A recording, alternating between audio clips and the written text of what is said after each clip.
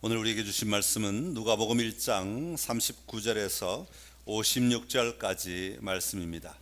누가복음 1장 39절에서 56절까지 말씀, 저와 여러분 한 절씩 교독하겠습니다. 이때 마리아가 일어나 빨리 산골로 가서 유대 한 동네에 이르러 엘리사벳이 마리아가 문안함을 들으매 아이가 복중에서 뛰노는지라 엘리사벳이 성령의 충만함을 받아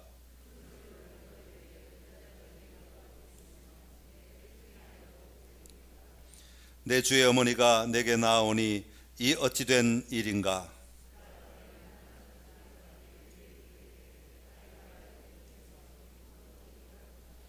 주께서 하신 말씀이 반드시 이루어지리라고 믿은 그 여자에게 복이 있도다. 내 마음이 하나님 내 구주를 기뻐하였음은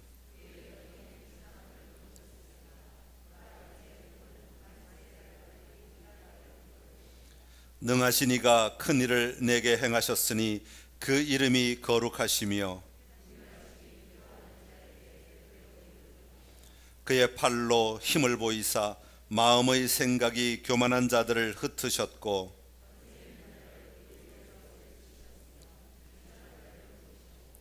줄이는 자를 좋은 것으로 배불리셨으며 부자는 빈손으로 보내셨도다.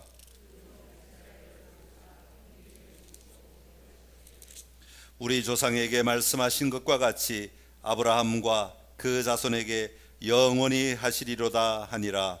마리아가 석 달쯤 함께 있다가 집으로 돌아가니라. 아멘. 할렐루야. 오늘 우리 대림절 둘째 주일입니다. 오늘 대림절 묵상 두 번째 시간으로 마리아에 대해서 묵상하려고 합니다.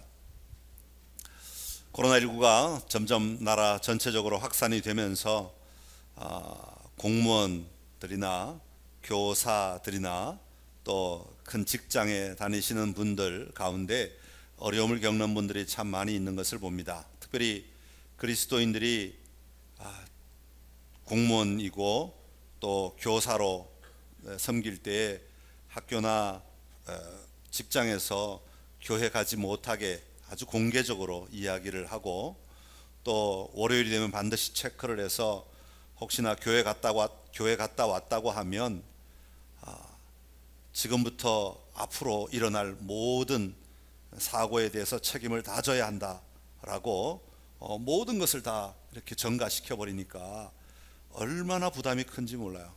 그래서 성도들 가운데는 교회 왔다가 돌아가서 회사에서 그런 일을 겪고는 전화를 하셔서 우시는 분들도 계세요. 너무 힘들다고, 교회 오는 게 이렇게 힘들고 이렇게 어렵다고, 너무너무 고통스럽다고, 그래서 좀 어떻게 해야 좋을지 모르겠다고 몸부림치시는 분들이 참 많이 계십니다.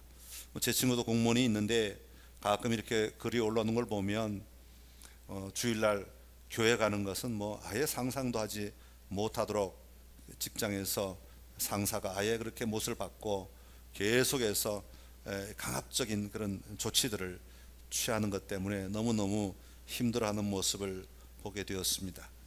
여러분, 세상은 계속해서 변하게 되어 있습니다. 코로나 왔다가 또 지나갈 것이고 또 몇 년 지나면 또 어떤 것이 왔다가 또 지나갈 것이고 또 왔다가 지나갈 것입니다. 우리가 이 왔다가 가는 것들을 잘 이겨내려면 변하지 않는 걸 잘 붙잡아야 됩니다. 변하지 않고 흔들리지 않는 것이 우리에게 영원한 거지, 왔다가 사라지는 것이 우리를 영원토록 제어하지는 못합니다. 잠깐은 그것이 우리를 힘들게 하고 잠깐은 그것 때문에 고통을 당할지 모르지만 또다시 기회는 우리에게 주어지게 되어 있어요. 그러나 우리가 영원한 것을 붙들고 나아갈 때는 절대로 우리는 흔들림 없이 우리가 마침내 가야 할 그 자리까지 도달할 수 있게 되는 줄로 믿습니다. 이사야 40장 8절에 보니까 풀은 마르고 꽃은 시드나 우리 하나님의 말씀은 영원히 서리라. 하나님의 말씀은 영원히 서리라 그랬어요. 여러분, 이런 어려운 때에 하나님 말씀 더 붙들고 더 읽고 더 묵상하시면서 하나님이 오늘 우리에게 무엇을 원하시는지 잘 알고 그 말씀대로 살아가는 은혜가 있기를 간절히 기원합니다. 오늘 본문은 마리아가 엘리사벳을 방문한 이야기로 시작됩니다. 39절에 엘리사벳의 집에 마리아가 들어가죠. 엘리사벳의 집에 들어가 이제 반갑다고 인사를 막 하니까 엘리사벳의 뱃속에 있는 아이가 복중에서 기뻐 뛰었다, 그렇게 기록하고 있습니다. 그러면서 이 엘리사벳이 성령의 충만함을 받아서 마리아에게 이렇게 이야기하는 겁니다. 여자 중에 내가 복이 있으며 내 태중의 아이도 복이 있도다, 그렇게 말하는 거예요. 그러면서 또 하나 뭐라고 얘기하는 거니까 45절에 보면 주께서 하신 말씀이 반드시 이루어지리라고 믿은 그 여자에게 복이 있다, 그렇게 이야기하고 있습니다. 한마디로 요약하면 엘리사벳은 마리아를 보고는 이야, 너 정말 복 받았다, 복 받았어, 이렇게 얘기하는 겁니다. 그랬더니요, 또 재밌는 건 46절 이하를 마리아가 찬양하는 노래, 그래서 마리아의 찬가라고 우리가 일반적으로 부르는 대목인데요, 46절부터 마리아의 찬가가 나오는데 48절 끝에 보면 마리아가 이렇게 말합니다. 보라, 이제후로는 만세 나를 복이 있다 일컬으리로다, 그렇게 얘기하는 거예요. 엘리사벳이 마리아에게 야, 너 복 받았어, 너 복 받았구나, 야, 너 정말 복 많이 받았어, 그랬더니 마리아가 받아서 뭐라고 얘기하는 거니까 그래, 맞아, 나는 정말 복 받아서 세상 사람들이 다 나보고 복 받았다고 계속해서 앞으로 계속해서 야, 너 정말 복 받은 여자야, 복 받은 여자야, 이렇게 얘기할 거라는 겁니다. 여러분, 이 이야기가 이해가 되십니까? 이제후로는 만세 나를 복이 있다 일컬으리로다. 마리아의 이 고백, 사람들이 나를 쳐다볼 때마다 사람들이 야, 당신 정말 복 받은 사람 맞아요 라고 말할 거라고 하는 이 확신은 도대체 어디에서 나온 것일까요? 여러분, 이 고백을 하고 있는 마리아의 상태는 지금 어떤 상태입니까? 지난주에도 말씀드렸습니다마는 마리아는 천사의 방문 이후로 인간적으로 말하면 그의 삶은 완전히 뒤죽박죽이 된 삶입니다. 천사를 만나기 전과 천사를 만난 이후에 이 마리아의 삶은 완전히 다른 삶이 펼쳐지고 있는 것이죠. 여러분, 세상의 상식으로 바라보면, 세상의 가치로 바라보면 천사가 도대체 무슨 짓을 이 마리아에게 한 것일까요? 세상의 관점에서 바라보면 천사를 만난 이후에 오히려 더 혼란스럽고 엉망진창이 되어버린 것 같은 삶을 살게 되지 않았습니까? 그런데 여러분, 마리아가 이렇게 된 건 누구 때문입니까? 솔직히 까놓고 얘기해서 하나님 때문 아닙니까? 여러분, 하나님께서 마리아에게 그렇게 하신 것 아닙니까? 여러분, 전능하신 하나님은 다른 방법으로 얼마든지 일하실 수 있는데 그럼에도 불구하고 하나님은 이 일을 마리아를 통하여 이루어내신 겁니다. 어떻게 보면 마리아는 정말 불쌍한 여자가 아닐 수 없습니다. 솔직하게 지금 마리아는 하나님을 찬양하는 노래를 부를 것이 아니라 하나님께 왜 나에게 이렇게 하셨습니까? 왜 나로 하여금 이 어려운 일을 감당하게 하셨습니까? 라고 울부짖어야 정상적일 것 같은 모습 아닙니까? 여러분은 이런 상황을 보면서 복받았다고 말할 수 있을까요? 마리아, 넌 정말 복받은 여자야. 여러분, 어떻게 마리아는 그래, 맞아, 나 복받았어, 나 정말 복받은 여자야, 세상 사람들이 나만 쳐다보면 다 복받았다고 말할 거야, 이런 이야기를 할 수 있었겠습니까? 마리아는 오늘 자신의 삶을 지금 얼마든지 세상의 관점과 세상의 가치에서 바라볼 수 있음에도 불구하고 이 천사의 방문을 받은 이후로 마리아는 자기 인생을 바라보는 시각이 완전히 바뀌어버린 겁니다.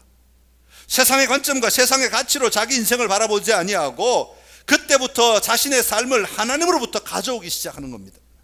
하나님이 만드신 나의 삶, 하나님이 예배하신 나의 삶, 하나님이 계획하신 나의 삶, 하나님이 일하고 계시는 그 하나님을 바라보면서 자기 안에서 일하고 계신 그 하나님을 바라보면서 지금 마리아는 이야기하고 있는 겁니다. 그리고 그 하나님이 하신 일을 그대로 수용하고 있는 것이죠. 그리고 지금 마리아는 나는 복받았다고 외치고 있는 것입니다. 사랑하는 성도 여러분, 우리가 흔히 우리의 일상에서 복받았다고 말할 때가 언제입니까? 우리 권사님들 언제 복받았다고 얘기하세요? 우리 집사님 언제 복받았다고 얘기하십니까? 내가 갖고 싶은 것이 갑자기 생겼을 때 복받았어. 내가 되고 싶은 것이 되면 우리는 복받았다고 얘기하지 않습니까? 내가 기대하던 것이 이루어지면 그래 나는 복이 있는 사람이야 라고 이야기합니다. 나를 행복하게 해줄 거라고 생각하는 것들이 임하게 되면 우리는 복받았다고 이야기합니다. 대학에 들어가면 복받았다고 말합니다. 직장에 들어가면 복받았다고 말합니다. 어떤 문제가 해결되면 복받았다고 말합니다. 네, 물론 이런 것들이 다 이런 것을 얻게 되었을 때 우리는 얼마든지 복받았다고 말할 수 있습니다. 그러면 지금까지 제가 말했던 것들을 얻지 못하면, 누리지 못하게 되었다면 우리는 복을 빼앗겨버린 것입니까? 복을 잃어버린 것입니까? 여러분, 지지리도 복이 없는 사람입니까? 여러분이 생각하는 복이 무엇입니까? 무엇에 근거하여 여러분에게 복이 임했다고 말하고 복이 떠나갔다고 말합니까? 여러분이 생각하는 복이 여러분의 인생을 뒤바꿀 수 있는 복입니까? 아니면 잠깐 있다가 사라지는 복입니까? 만약 잠깐 있다가 사라지는 것이 복이라면 그런 복을 완전한 복이라고 말할 수 있을까요? 오늘 마리아는 어떤 복을 받았다고 이야기하고 있습니까?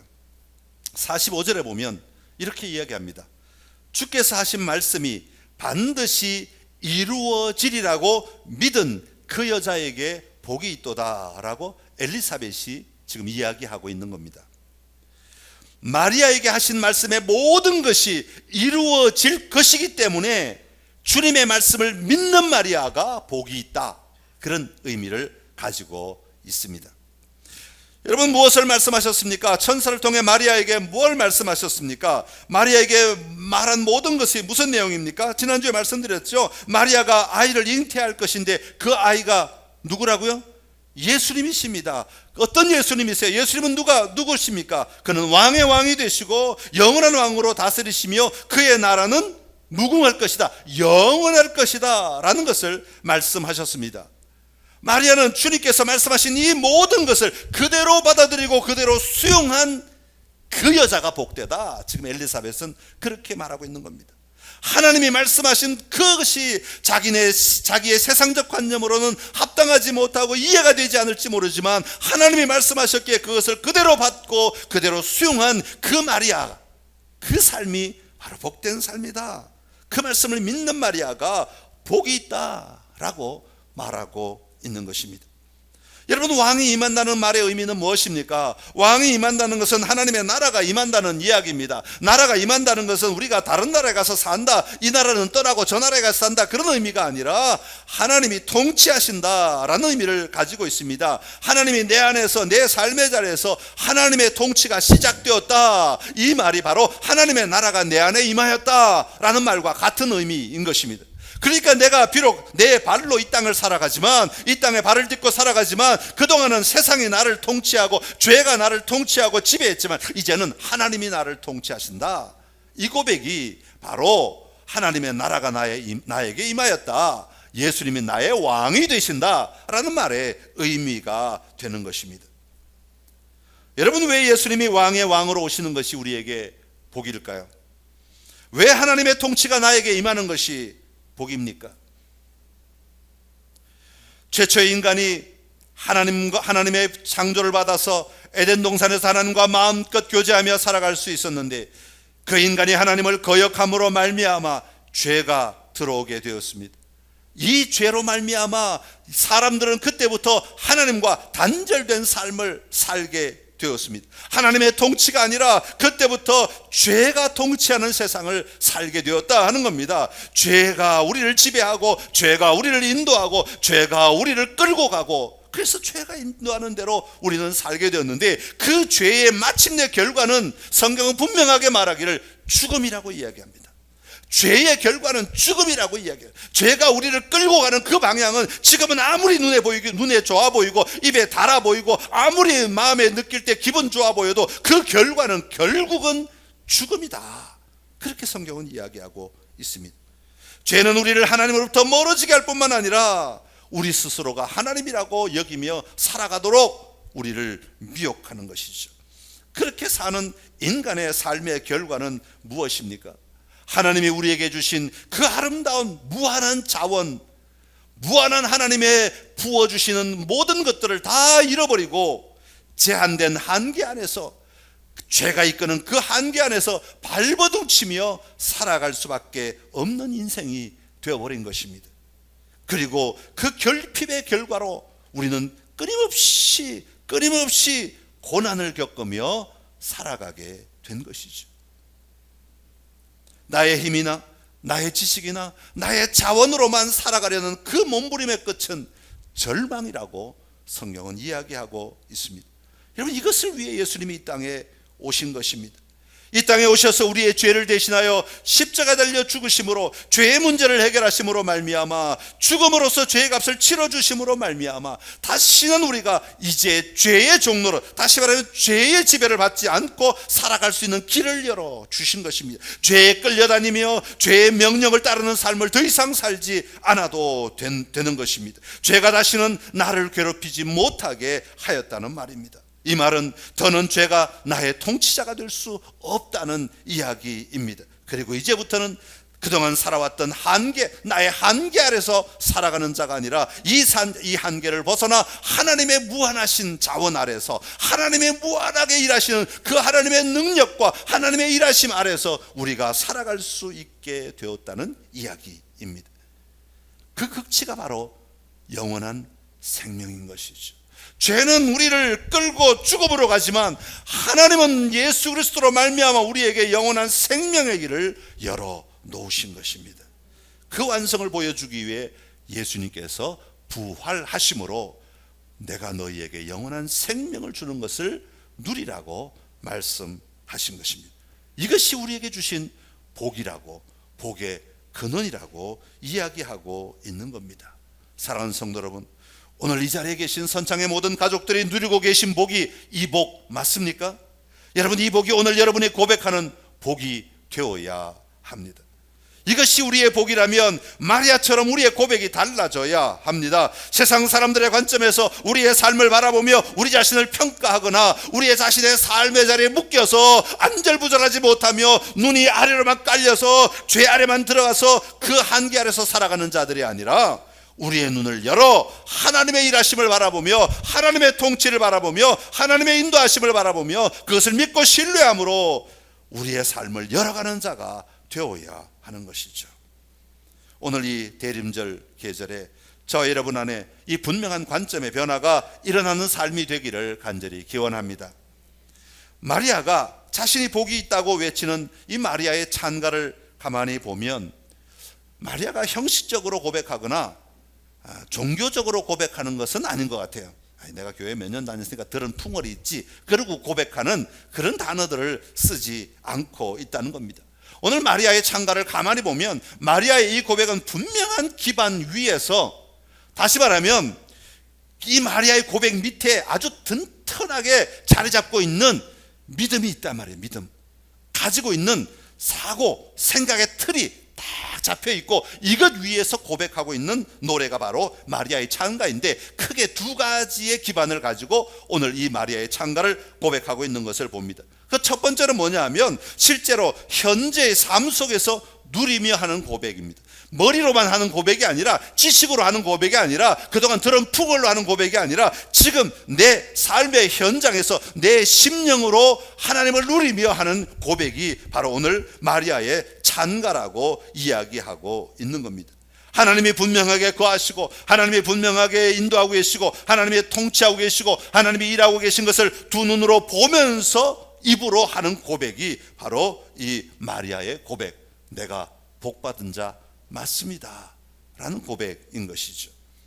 마리아가 지금 자신의 내면 안에서 하나님을 고백하는 대목들이 계속해서 오늘 본문에 나옵니다. 47절에 보면 내 마음이 하나님 내 구주를 기뻐하였다 그렇게 말합니다. 내 심령이 내 구주, 나의 주님, 나의 구원자를 기뻐하였다라고 이야기하고 있는 것입니다.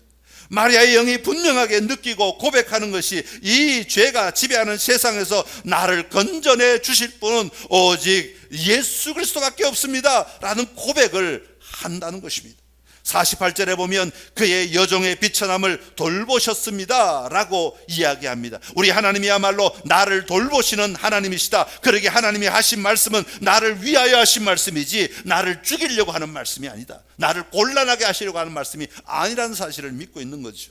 52절에 보면 비천한 자를 높이셨다고 말합니다. 하나님 앞에서 겸손하게 살아가는 자들을 하나님은 높여주시는 분이라는 사실을 분명히 믿고 있는 겁니다. 하나님은 나같이 연약한 이 작은 산골의 한 여자에게도 찾아오셔서 나를 높여주심으로 말미암아 내가 복받은 여자일 수밖에 없다고 하는 것을 선포하고 있는 것이죠.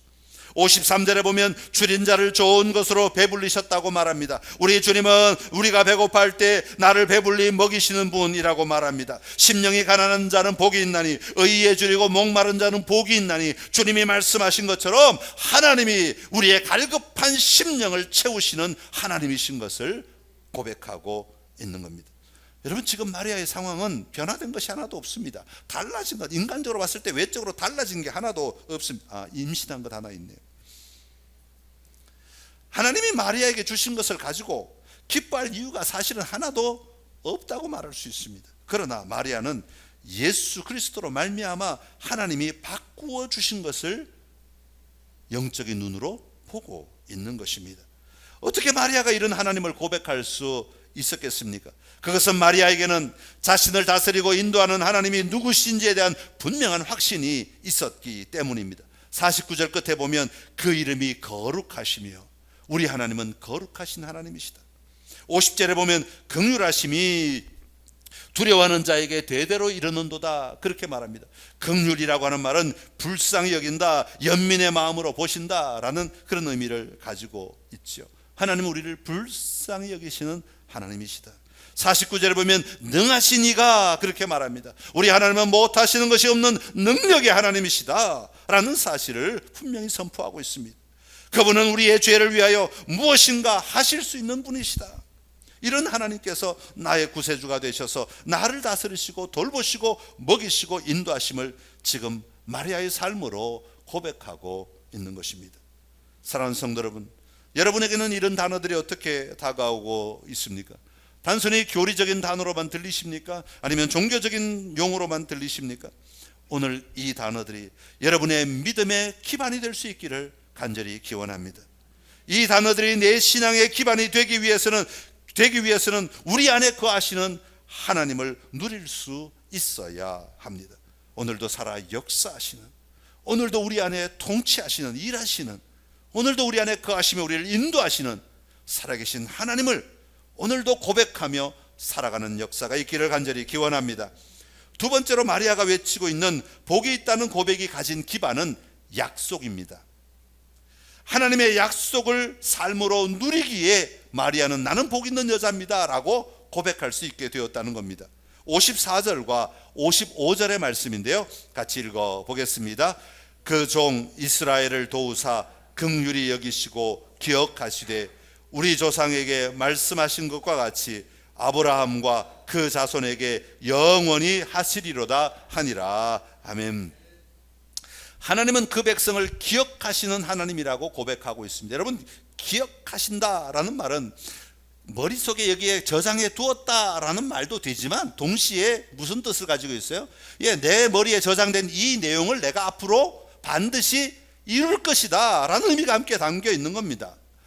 아이가 아빠에게 막 조릅니다. 아빠 이거 사준다 그랬잖아. 아버지가 얘기합니다. 그래, 내가 다 기억하고 있다니까. 걱정하지 마. 무슨 뜻이에요? 내 머릿속에 생각하고 있으니까 걱정하지 말라, 그냥 내 머릿속에 저장되어 있으니까 걱정하지 말라는 뜻입니까?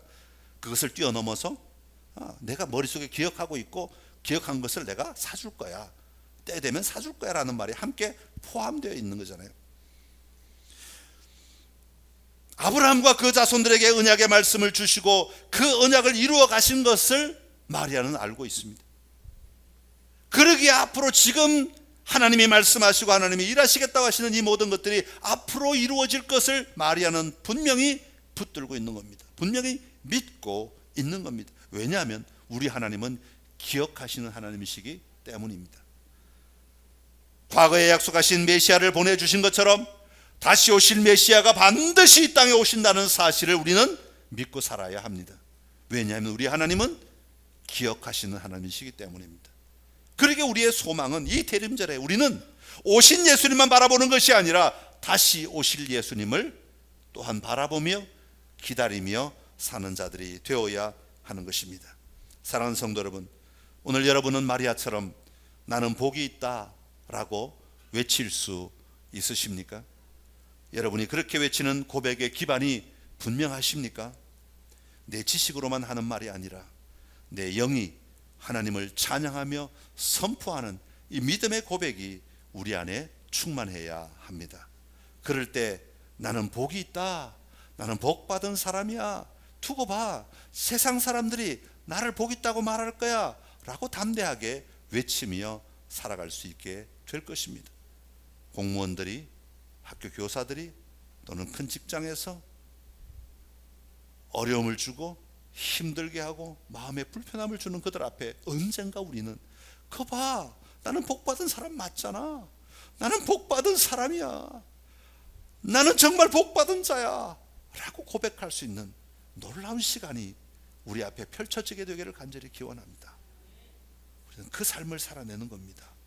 그 자리에 가기까지 우리가 이겨내야 하는 믿음의 기반을 가지고 담대하게 나아감으로 우리도 그 고백을 하고 그 고백을 들을 수 있는 삶이 되어야 합니다. 단순히 코로나 때문만이 아니라 우리의 삶의 어려움 가운데 계신 분들, 여러분 흔들리지 말고 나는 복받은 자야, 이 고백할 수 있는 삶이 여러분 가정 안에, 여러분의 직장 안에, 또 여러분의 섬기는 자리자리마다 일어나는 은혜가 있기를 간절히 기원합니다. 기도하겠습니다. 참 좋으신 우리 하나님 아버지, 세상은 너희에게 뭐가 있어, 너희는 우리 말을 들어 라고 말하는 이런 시대를 우리가 살아가고 있지만, 그럼에도 불구하고 우리가 예배에 나오는 것은, 그럼에도 불구하고 우리가 하나님을 찬양하는 것은, 그럼에도 불구하고 우리가 이렇게 예배하는 것은 나는 복받은 사람인 줄 알기 때문인 줄로 믿습니다. 나는 복받은 사람이야, 나는 복받은 사람이야, 너희가 나를 복받은 사람인 줄 알게 될 거야. 이 믿음의 고백이 우리 안에 풍성하게 하여 주옵소서. 이 고백이 종교적인 언어로 하는 고백이 아니라, 형식적으로 하는 고백이 아니라, 정말 내 안에 믿음의 기반이 든든하게 있음으로 말미암아, 내가 믿는 하나님에 대한 분명한 인식이 있음으로 말미암아, 확신이 있음으로 말미암아 하는 고백 되게 하여 주옵소서. 살아 역사하시는 하나님을 믿음으로 나는 복받았어, 우리 하나님은 반드시 이루실 것을 믿기 때문에, 약속을 믿기 때문에 나는 복받은 자야라고 고백하는 우리의 삶이 오늘 우리에게 있게 하여 주옵소서. 예수님의 이름으로 기도드리옵나이다. 아멘.